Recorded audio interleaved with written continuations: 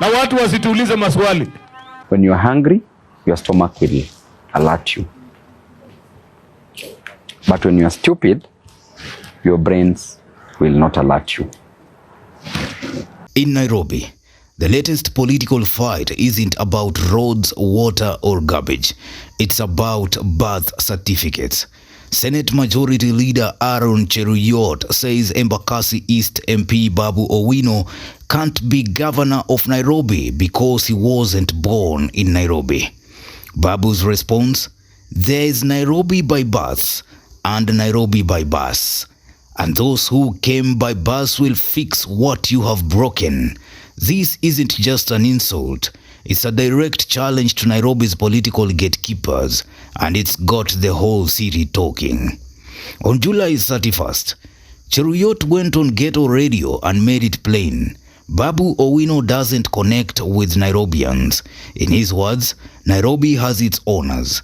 He argued that those born and raised in the city truly understand its problems, especially overcrowding and housing struggles.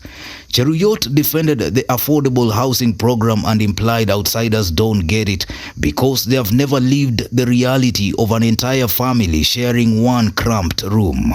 And he's already thrown his weight behind Governor Johnson Sakaja for 2027. Babu didn't wait long to respond.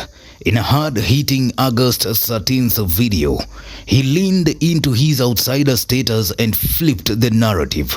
Those who came by bus will fix drainage, roads, water, garbage, unemployment, school fees, and healthcare. There is Nairobi by bus and there is Nairobi by bus. Okay. Those who came by bus will ensure that the challenges of drainage and poor roads are fixed, challenges of water are fixed, challenges of garbage are fixed, challenges of unemployment are fixed, challenges of fees to our children are fixed by giving them bursaries, challenges of poor medication are fixed. And those who came by birth. Then he went for the jugular.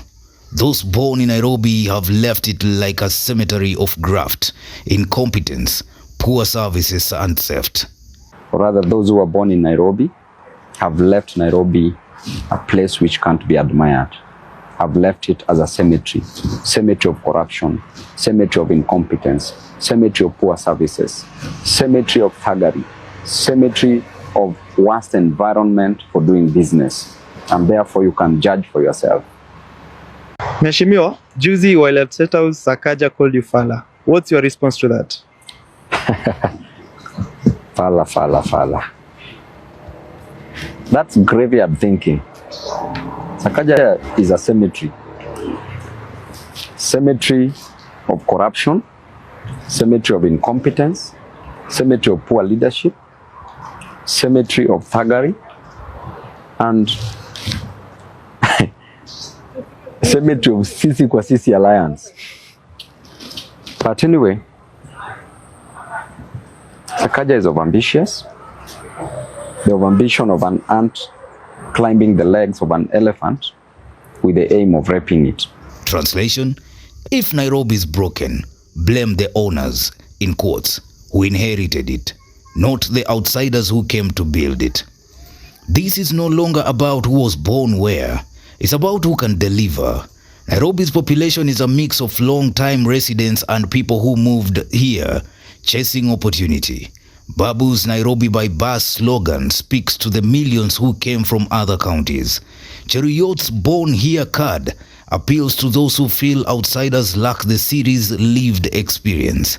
This identity politics play could sway the 2027 vote more than party manifestos.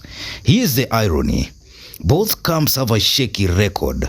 Leaders born here and by bus have presided over flooding streets, garbage mountains, and collapsed public services. Gavana ambaye anafaa malize takataka na uchafu Nairobi, anachukua takataka na uchafu Nairobi, anaenda kumwaga kwenye Stima Plaza, anachukua sewage, anaenda kumwaga kwenye CBD Town Center kwa KPLC. Huyo ni mtu ambaye unataka hii akili yetu timamu tukae na yeye Tunaongea na mtu ambaye anaenda kumwaga akili yake Stima Plaza. Kwa faida ya mtu. Babu's pitch is that outsiders bring urgency and results. Cheruiyot's bet is that insiders bring cultural and historical understanding.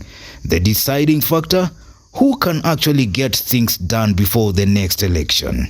To you, the people of Nairobi, you are duly elected governor and deputy governor. Sakaja has no future in politics because Sakaja has destroyed his own future in politics. He was given an opportunity by Nairobians to work for Nairobians. A very good opportunity that God bestowed upon him. What did he do instead? He's messed it up.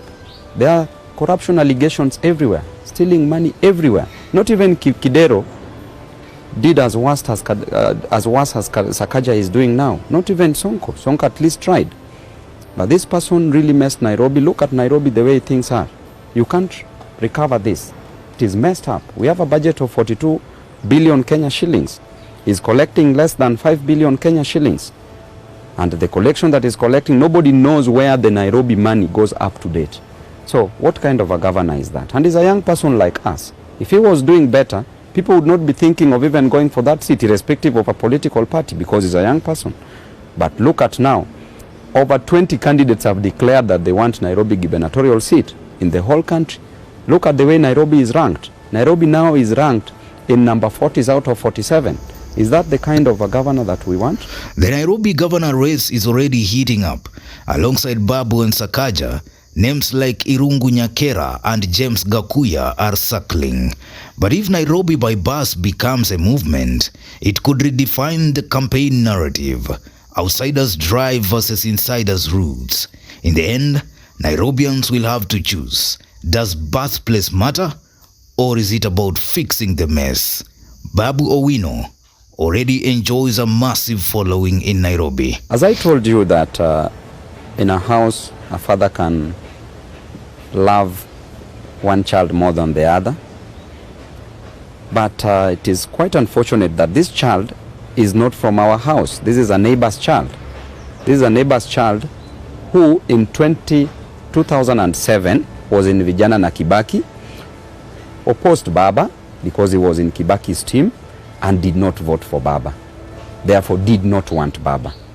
In 2013, he was the chairman of TNA.